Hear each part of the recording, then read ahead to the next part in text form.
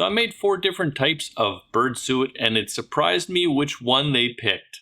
Now, I didn't find any of these recipes myself. I did look online and found a useful resource on this almanac website, and that's where I got the recipes that I used here. Plus, I made one of my own just kind of with leftover ingredients. One of these recipes, they chose to eat about 5 versus the other 3 combined. Now, there was an easy way and a hard way to do this. At first, I took the hard way because I didn't know how to do this easily.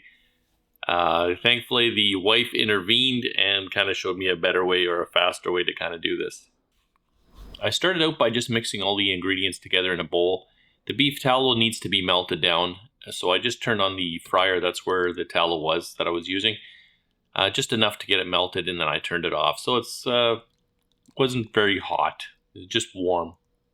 Another thing I will kind of mention about these discs or these suet pucks is because this is beef tallow that I used here, or if you're using lard at home, any temperature above about 70 degrees Fahrenheit or like 20 degrees Celsius, you probably don't want to have these outside. Save these for the cooler temps when the birds are already hungry and burning through more energy.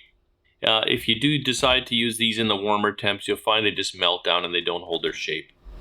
Plus, you probably run the risk of them getting rancid. So you just see me put together recipe number 1. Recipe number 2 is just tallow and seeds, nothing fancy there. And I'd like you guys, after you see all 4 recipes, before you take a look at which ones the birds preferred, I'm curious to see if there's people out there that know.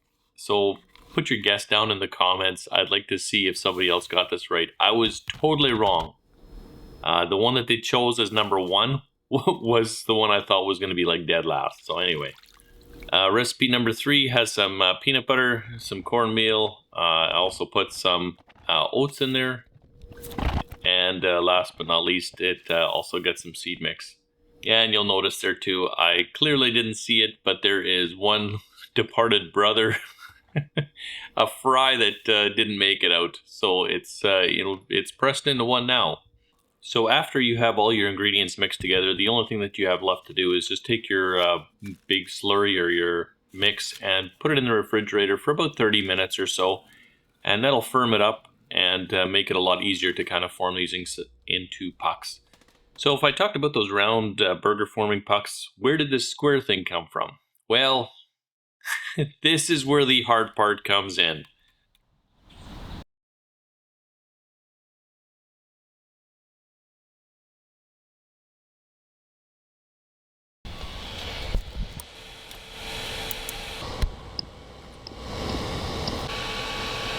What I ended up using here, this is the easy method. My wife had these burger things from Tupperware. I'll see if I can find them on Amazon. If I can, I will leave a link down below. But yeah, these are just burger forming press things from Tupperware. We pushed them in there. And then after you've got them kind of formed up, throw them in the freezer about 15-20 minutes or so. And that'll really give them a good solid shape. Pop them out, wrap them in Ziploc or tin foil, parchment, whatever you want. And then you can store them in the fridge or freezer until you want to put them outside for the birds.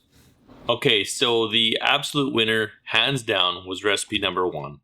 The cornmeal, the peanut butter thing at the start, that's the one the birds preferred. They were powering through these things. One of those pucks was lasting about a day, day and a half.